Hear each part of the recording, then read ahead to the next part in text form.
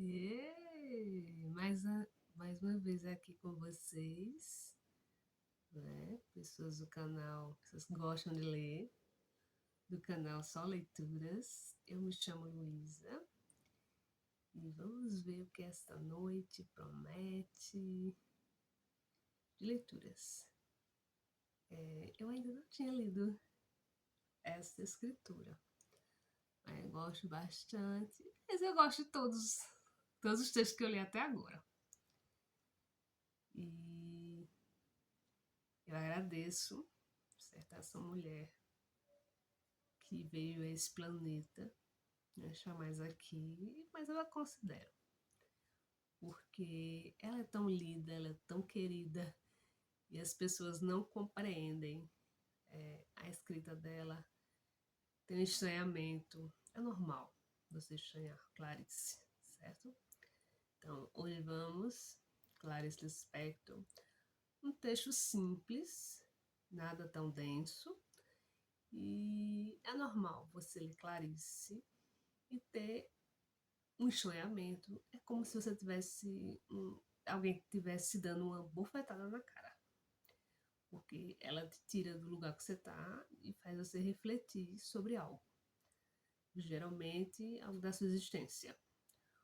Ou algo familiar, ou um drama psicológico, um drama existencial, uma galinha, uma árvore que estava aqui foi cortada, né? Você tem momentos de epifania. Então, se você não conhece essa escritora, ela ela veio aqui pro Brasil, né? Nasceu lá na Ucrânia, só nasceu. E veio, os pais dela vieram pro Brasil fugidos da guerra, certo? Lá no país dela. Eu não vou dizer a cidade, não me atrevo, eu não falo ucraniano, certo? Ela é uma escritora muito importante do século XX. Ganhou vários prêmios, publicou vários, dezenas de livros. Então, eu não publiquei nenhum. Você publicou quantos livros? Ela publicou dezenas. E ela, ela mesma se estranhava a si própria. Você vê como ela é tão geniosa. Então, quando as pessoas perguntavam, Clarice, como você faz? Como você sabe se o livro está completo? Como é o seu processo de escrita? Aí ela dizia assim, eu tomo notas. Pego papéis e anoto. Às vezes na escrita, às vezes na máquina, né? Que ela ainda datilografava. Aí ela dizia, pronto, aí quando eu acho que está completo, eu junto tudo e eu livro. Clarice, né? Porque se eu fizer isso, meu Deus do céu. Mas vamos lá. Ela nasceu no dia 10 de dezembro de 1920, certo? Sagitariana. Eu compreendo, Clarice, porque eu também sou. E ela faleceu no dia 9 de dezembro de 1977. Ela teve um câncer. Ela precocemente. Né? Então, os textos dela têm muita descrição psicológica. Ela escreveu romances, contos, ensaios. E ela não vivia ainda da sua renda como na literatura. Que ela, apesar de ter vários livros, né, dezenas de livros já publicados, porque era pouco o que ela recebia e assim as editoras ficam, a gente sabe, com a porcentagem. Então, hoje, se ela tivesse viva, ela receberia bem mais. Os herdeiros dela devem receber ainda alguma parte desse dinheiro, certo? Então, ela se baseou em Virginia Woolf, em Jean-Paul Sartre e Dostoevsky. Foram os autores que ela gostava e que ela bebeu naquela fonte. Então, o conto de hoje, ele foi escrito no Rio de Janeiro, em 1940. Então, Clarice, quando ela estava aqui no Brasil, os pais dela, na infância, ela estava lá em Recife, os contos foram ambientados lá em Recife, depois da vida adulta no Rio. Então, ela descreve muito o Rio, tem a estátua dela lá no Rio de Janeiro. Então vamos para o nosso conto, que é A Fuga. E você? Foge de quem? Do vizinho chato, do primo chato, da vizinha fofoqueira, da mulher, do esposo? Ou foge de que situação? Pessoal do trabalho, você foge do quê? Fala para mim nos comentários, vamos engajar. Então vamos lá, A Fuga. Começou a ficar escuro e ela teve medo. A chuva caía sem tréguas e as calçadas brilhavam úmidas à luz das lâmpadas. Passavam pessoas e guarda-chuva impermeável muito apressadas, os rostos cansados. Os automóveis deslizavam pelo asfalto molhado e uma outra buzina tocava maciamente. Quis sentar-se no banco do jardim, porque na verdade não sentia a chuva e não se importava com o frio, só mesmo um pouco de medo, porque ainda não resolvera o caminho a tomar. O banco seria um ponto de repouso, mas os transeuntes olharam-na com estranheza e ela prosseguia na marcha.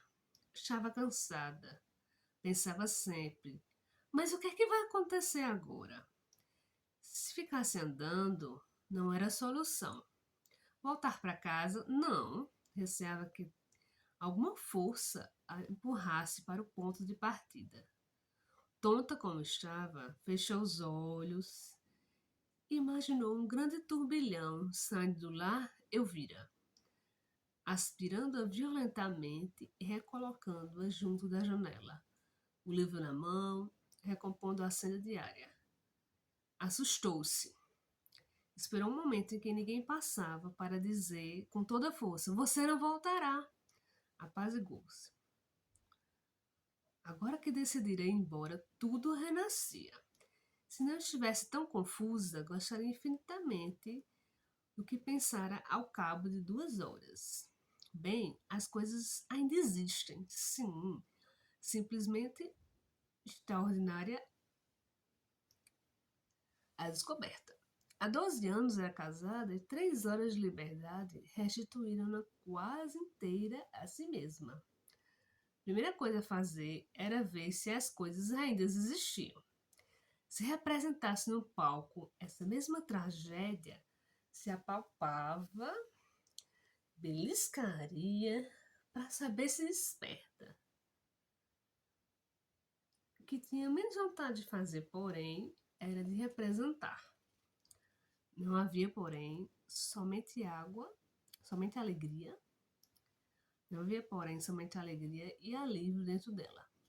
Também um pouco de medo e 12 anos. Atravessou o passeio, encostou-se à muralha para olhar o mar. A chuva continuava. Ela tomava o ônibus na Tijuca e saltara na Glória. Já andara para além do Morro da Viúva.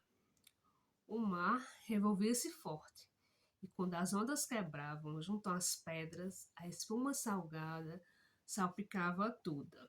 Ficou num momento pensando que se aquele trecho seria fundo, porque tornava-se impossível adivinhar. As águas escuras, sombrias, tanto podiam estar a centímetros de areia, quanto esconder o infinito. E resolveu tentar de novo aquela brincadeira. Agora que estava livre, bastava olhar demoradamente para dentro da água e pensar que aquele mundo não tinha fim. Era como se estivesse afogando e nunca encontrasse o fundo do mar com os pés. Uma angústia pesada. Mas por que a procurava então? A história de não encontrar o fundo do mar era antiga, vinha desde pequena. No capítulo da força da gravidade, na escola primária, inventaram um homem com uma doença engraçada. Com ele, a força da gravidade não pegava. Então ele caía para fora da terra e ficava caindo sempre, porque ela não sabia lhe dar um destino. Caía onde? Depois resolvia, continuava caindo, caindo e se acostumava. Chegava a comer caindo, dormir caindo, viver caindo e até morrer. E continuaria caindo, Mas nesse momento, a recordação do homem não a angustiava, e pelo contrário, trazia-lhe um sabor de liberdade há 12 anos não sentido, porque seu marido tinha uma propriedade singular. Bastava sua presença para que os menores movimentos do seu pensamento ficassem tolhidos. A princípio, isso lhe trouxera certa tranquilidade, pois costumava cansar-se pensando em coisas inúteis, apesar de divertidas. Agora, a chuva parou. Só está frio e muito bom. Não voltarei para casa. Assim, isso é infinitamente consolador. Ele ficará surpreso? Sim, 12 anos pesam como quilos de chumbo. Os dias se derretem, fundem-se e formam um só bloco, uma grande âncora, e a pessoa está perdida. Seu olhar adquire um jeito de poço fundo, água escura e silenciosa. Seus gestos tornam-se brancos e ela só tem um medo na vida, que alguma coisa venha transformá-la. Vive atrás de uma janela, olhando pelos vidros a estação das chuvas cobrir a do sol. Depois tornar o verão e ainda a chuva de novo. Os desejos são fantasmas, que se diluem mal se acende a lâmpada do bom senso. Por que os maridos são bom senso? O seu é particularmente sólido, bom e nunca erra. Das pessoas que só usam uma marca de lápis e dizem de cor o que está escrito na sola dos sapatos. Você pode perguntar-lhe, sem receio, qual é o horário dos trens, o jornal de maior circulação e mesmo em que região do globo os macacos se reproduzem com maior rapidez. Ela ri. Agora pode rir. Eu comia caindo, dormia caindo, vivia caindo. Vou procurar um lugar onde pôr os pés. Achou tão engraçado esse pensamento que se inclinou sobre o muro e pôs-se a rir. Um homem gordo parou a certa distância olhando-a. Que é que eu faço? Talvez chegar perto e dizer, meu filho, está chovendo. Não, meu filho, eu era uma mulher casada e agora eu sou uma mulher. Pôs-se a caminhar e esqueceu o homem gordo. Abre a porta, sente o ar fresco inundá-la. Por que esperou tanto tempo para essa renovação? Só hoje, depois de 12 séculos. Saíram do chuveiro frio, vestiram a roupa leve, apanharam um livro, mas hoje era diferente de todas as tardes, dos dias de todos os anos. Fazia calor e ela sufocava. Abriu todas as janelas e as portas. Mas não, o ar ali estava imóvel, sério, pesado. Nenhuma variação, e o céu baixo, as nuvens escuras, densas. Como é que foi? Como aquilo aconteceu? A princípio, apenas o mal-estar e o calor.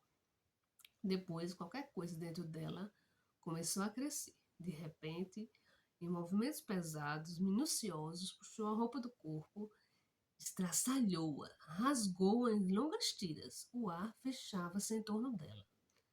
Apertava. Então, um forte estrondo abalou a casa. Quase ao mesmo tempo caíram grossos pingos de água, mornos e espaçados. Ficou imóvel, no meio do quarto, ofegante. A chuva aumentava. Ouvia seu tamborilar no zinco do quintal e o grito da criada recolhendo a roupa. Agora era como um dilúvio. Um vento fresco circulava pela casa. Alisava seu rosto quente. Ficou mais calma, então. Vestiu-se, juntou todo o dinheiro que havia na casa e foi embora. Agora está com fome. Há 12 anos não sente fome. Entrará no restaurante, o pão é fresco, a sopa é quente. Pedirá café, um café cheiroso e forte. Ah, como tudo é lindo e tem encanto. O quarto do hotel tem um ar estrangeiro, o travesseiro é macio, perfumado, a roupa limpa. E quando o escuro dominar o aposento, uma lua enorme surgirá. Depois dessa chuva, uma lua fresca e serena, e ela dormirá coberta de luar. Amanhecerá, terá amanhã livre para comprar o necessário para a viagem, porque o navio parte às 2 horas da tarde. O mar está quieto, quase sem ondas. O céu está de um azul violento, gritante. O navio se afasta rapidamente e, em breve silêncio, as águas cantam no casco, com suavidade, cadência. Em torno, as gaivotas voaçam brancas espumas, fugidas do mar. Sim, tudo isso. Mas ela não tem suficiente dinheiro para viajar. As passagens são tão caras e toda aquela chuva que apanhou deixou-lhe um frio agudo por dentro. Bem que pode ir a um hotel, isso é verdade, mas os hotéis do Rio não são próprios para uma senhora desacompanhada, salvo os de primeira classe. E nesses pode talvez encontrar algum conhecido do marido, o que certamente lhe prejudicará os negócios. Oh, tudo isso é mentira. Qual é a verdade? 12 anos pesam como quilos de chumbo e os dias se fecham em torno do corpo da gente e apertam cada vez mais. Volto para casa. Não posso ter raiva de mim, porque estou cansada. E mesmo tudo está acontecendo, eu nada estou provocando. São 12 anos. Entra em casa, é tarde, seu marido está lendo na cama. Diz-lhe que Rosinha esteve doente. Não recebeu seu recado avisando que só voltaria de noite? Não, diz ele. Toma um copo de leite quente porque não tem fome. Veste um pijama de flanela azul, de pintinhas brancas, muito macio mesmo. Pede ao marido que apague a luz. Ele beija no rosto e diz que o acorde às 7 horas em ponto. Ela promete. Ele torce o comutador. Dentre as árvores, sobe uma luz grande e pura. Fica de olhos abertos durante algum tempo. Depois, enxuga lágrimas com o lençol, fecha os olhos e ajeita-se na cama. Sente o luar cobri-la vagarosamente. Dentro do silêncio da noite, o navio se afasta cada vez mais. Obrigada. Não podemos julgar Elvira, não podemos julgar nenhuma mulher. Isso que aconteceu com ela foi outra década e muitas mulheres conseguiram se livrar desses casamentos. Então, eu torço para que as Elviras se libertem. E obrigada, gratidão e até o próximo. Cheiro.